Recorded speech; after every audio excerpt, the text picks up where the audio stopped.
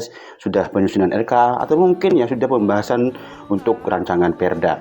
Tapi saya tidak membahas berkaitan dengan hal tersebut. Yang ingin saya bahas adalah berkaitan dengan Pradipa. Kalau kita bicara tentang Pradipa, maka yang ingin sampaikan adalah berkaitan dengan tender dini. Nah, seringkali pemahaman kita terhadap tender ini hanya ketika kita bicara misalkan kontrak sudah efektif harus di bulan Januari misalkan, atau masa pelaksanaannya 12 bulan, yang dimana kalau masa pelaksanaannya 12 bulan, maka proses tendernya tidak memungkinkan dilakukan di bulan Januari. Nah, saya ingin mengajak teman-teman ya, Bapak dan Ibu, mungkin di sini PA atau KPA atau PPK lebih ya untuk mengeksplor kembali ketentuan tersebut. Artinya apa? Cobalah kita berkaca kepada paket-paket sekarang. Mungkin ya Desember sekarang masih banyak nih kontraktor berjuang untuk menyelamatkan diri agar tidak kena sanksi penalti, atau mungkin PPK ya. Malam-malam di menjelang akhir tahun ini nggak bisa tidur karena ketakutan bahwasannya paket kegiatan tersebut akan molor sampai melewati tahun anggaran. Nah, berkaca dari hal tersebut, marilah kita kembali kepada tender dini tadi. Tidak ada yang melarang bila mana masa pelaksanaannya 2 bulan, 3 bulan, 4 bulan itu dilakukan tender dini.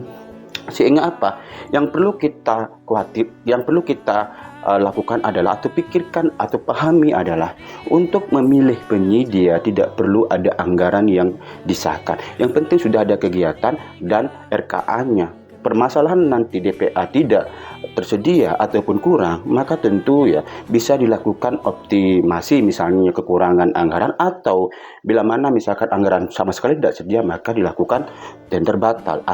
Artinya di sini pun penyedia yang dimenangkan tidak boleh menuntut ganti rugi. Alasan karena di surat penawaran sudah menyetujui bahwasan apabila anggaran tidak sedia maka tidak menuntut ganti rugi.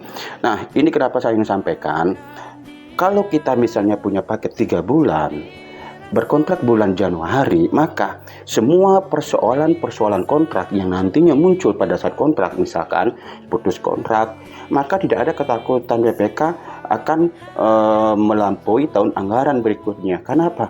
Waktu 3 bulan kalau berkontrak Januari sangat leluasa ya PPK mengendalikan kontraknya dari penyedia-penyedia yang prestasi misalkan, atau adanya penambahan pekerjaan, baik itu yang sudah ada ataupun item baru, maka tentu akan bisa saja menimbulkan masa pelaksanaan yang mungkin lebih panjang.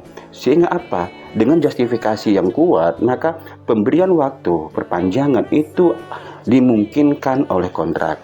Nah, yang sering terjadi ya, contohnya saja kontrak 4 bulan, masa pelaksanaan 4 bulan, kontrak persis di 4 bulan, misalkan September ya, September baru berkontrak. Jadi September, Oktober, November, Desember 4 bulan. Lalu kemudian di dalam perjalanan kontrak akan terjadi permasalahan-permasalahan kontrak.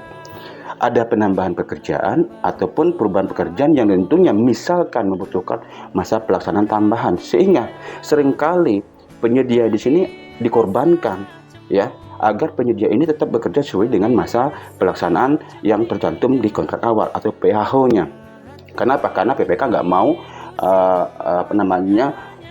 melewati pekerjaan tersebut melewati tahun anggaran, sehingga apa? Muncullah yang namanya penalti. Di sini kan penyedia itu seakan dirugikan, walaupun nggak semua demikian ya. Cuma ini gambaran-gambaran saja bahwasannya pada saat kontrak kita nggak perlu menunggu masa pelaksanaan percis ya, dimulai dari tanggal kontrak yang nantinya juga tepat misalkan 4 bulan tadi. Silakan lakukan paling tidak bulan Januari, Februari, Maret ya.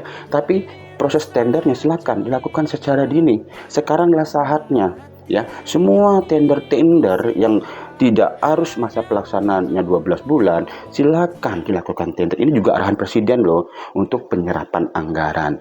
Nah, itu sampaikan ya, jangan sampai dengan ketidaktepatan merencanakan waktu berkontrak, malahan yang terjadi apa?